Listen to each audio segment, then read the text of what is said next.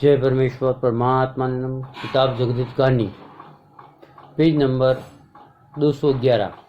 सो राजा भोज ने भी सीख ली और बोलिया धोबी ने भी सीख ली। सो दुनिया में इनका किच्चा भी कहते सो किसी किसी किताब में भी किच्चा का हाल लिखा ही होगा। सो जबकि इन दोनों ने 14वीं और 15वीं विद्या सीख ली। सो जबकि राजा भोज घोड़े के पास सवार होने को आया तो बोलिया धोबी ने राजा भोज से कहा कि अंदाता गोरखनाथ महाराज ने क्या सिखाया, सो मुझको भी बताओ। जब राजा भोज ने कहा कि मुझको तो कुछ भी नहीं सिखाया, हम तो यूं सत्संगत करते थे। जब बोलिया धोबी ने कहा कि जो बात आपने गोरखनाथ जी सीखी है वो मैंने भी सीख ली, क्योंकि जब गोरखनाथ जी महाराज आपको सुनाते थे उस वक्त मैं बाहर खड़ा था, सो मैंने भी बाहर से सुन के सीख लिया। जब राजा भोज ने बोले से कहा कि जो तुमने सीखा है वो हमको भी दिखाओ, सो नहीं मालूम। बोले धोबी ने राजा सबको किस रूप से दिखाए, सो ये तो मालूम नहीं, क्योंकि मैं पढ़ा हुआ नहीं। अगर मैं पढ़ा हुआ होता तो उसके किच्चों को जिस किताब में लिखा हुआ पढ़कर जैसा हाल होता वैसा लिख देता। खैर बोले धोबी ने सीखा हुआ राजा सबको बताया। जब राजा साहब ने बोले से कहा कि तुमने भी ये सीख लिया और मैंने भी सीखा, सो हम और तुम एक ही गुरु के चेलाए, सो हम और तुम गुरु भाई के मुआफिक हैं। जब तो राजा साहब बोले कि तुमने सीख के मेरे को दिखाए, सो मैं भी तुझे दिखाता। सो राजा साहब तोते खुली में गए। उस वक्त बोले धोबी राजा साहब की खुली में चला गया। सो राजा साहब बन गया और मेलों में आने जाने लगा और राज पाठ करने लगा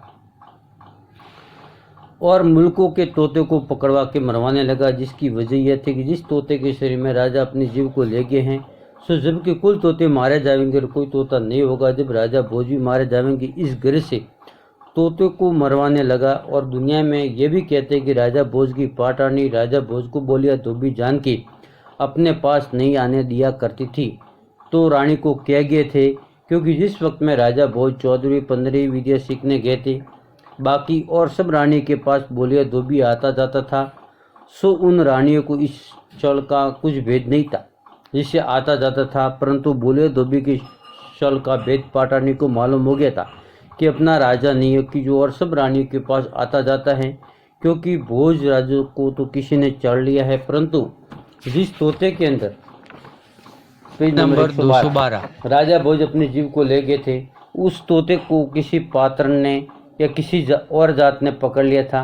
सो जिस जात के घर में तोता था उससे तोते ने कहा कि मैं राजा भोज में अपनी खोली को छोड़ के तोते की खोली में आ गया और मेरी खोली में बोलिया धोबी घुस गया और सो वो राजा बन बैठा है, परंतु राजा मैं हूँ, क्योंकि मैं और धोबी बोलिया 14वीं और 15वीं विद्या और 16वीं कला सीखने को गोरखनाथ जी के पास गए थे। सो उसने भी सुन के सीख लिया। इससे बोलिया धोबी मेरे से दगा करके मेरी खोली में घुस गए, सो इसकी खबर तुम मेरी पाटानी को दो कि जो बोलिया धोबी को अपने पास नहीं आने देती हैं उससे कहो कि तुम्हारा राजा तोती खोली में है।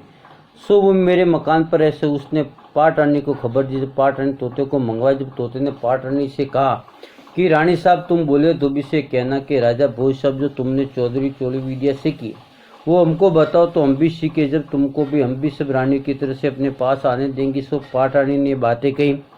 सो बोलिया धोबी ने सुनी और सुनकर अपने सीखी हुई विद्या पाटानी को बताया। सो जिस वक्त की बोलिया धोबी ने राजा भोज की पाटानी को अपनी सीखी हुई विद्या बताई, उस वक्त भोज साहब तोते खोली में से निकलकर अपनी असली खोली में आ गए, क्योंकि बोलिया धोबी बकरे की खोली में चला गया था। सो जबकि कुल राजा भोज अपनी खोली में आ गए और बोलिया धोबी को बकरे की खोली में देखा।